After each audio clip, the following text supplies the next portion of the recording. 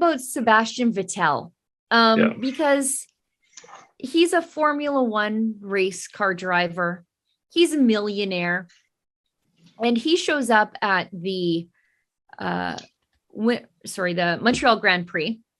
And he's wearing an anti-oilsands shirt. And I wrote this up for the website because I was like, what is this guy thinking? And as I got poking around a little bit deeper, I used to actually be a little bit of an F1 fan, like maybe 20 years ago, but not so much. Yeah. Can you?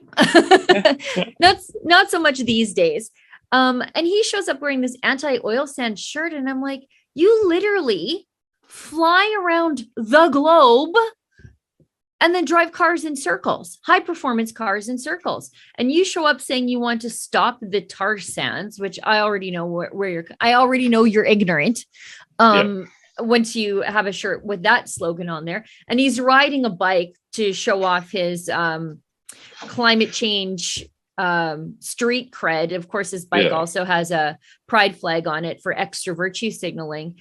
But this guy is sponsored by Saudi Aramco, the world's most profitable company by market cap. At least it was last week. It overtook Apple. And that is thanks in no small part to Russia's war on Ukraine, which caused gas and oil prices to skyrocket, which is an interesting point to make there too, because this guy wants to stop Canadian oil and gas extraction. Okay. But his home country of Germany, by 50% of their natural gas comes from Russia.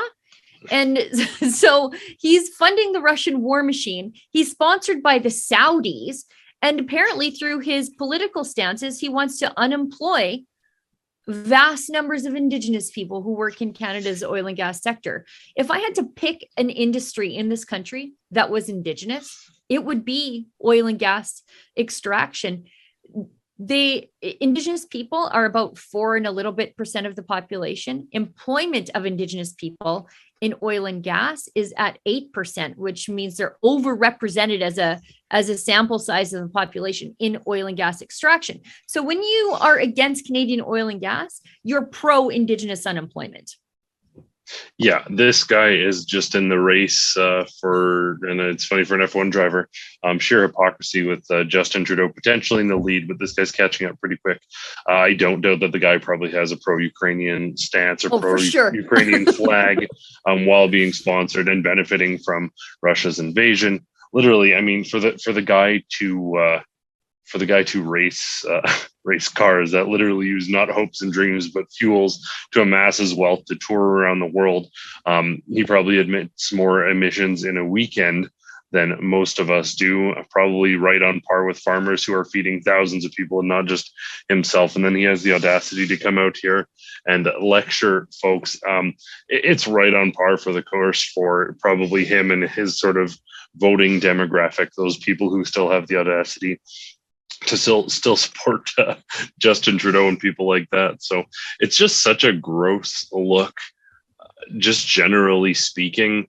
I don't know I don't know if his sponsor clearly isn't advocating for him to be doing this. Then again, maybe they are, because maybe they only want for sure their they oil. Are. Yeah, of course they are. Yeah, they want their oil that is like conflict oil that is not sourced quite as ethically or as environment. And we're talking about ethics as far as the sort of human costs as well as the environmental costs. Yeah, no doubt this is much worse on all of those fronts. But he has the audacity to come here. Why is it always Leonardo DiCaprio jet setting F1 drivers, these ridiculous, like if ever there's a place, I couldn't care less about carbon emissions, but like maybe some of these extremely wealthy people who are jet setting around the world, maybe they are contributing a little bit to those emissions in a meaningful way. And they're telling us to cut back our lives and walk to work. It's adorable that you rode your little bike for 3 minutes and then your F1 car burned more emissions than I'll burn in a lifetime in one race. So it's embarrassing. You know what? I got to say though, for all the negativity, I am thrilled that this guy got booed. It's just an indicator that Justin Trudeau is not popular. These ideas aren't popular. They're getting their last sort of kick at the can while they can, but the tide certainly seems to be changing, and I'm certainly hoping that is for the better. hi. That was a clip from our Rebel Daily live stream. It's hosted Monday, Wednesday, and Friday by the big boss man, Ezra Levant, and Tuesdays and Thursdays by me, Sheila Gunn Reid, and my good friend, David Menzies.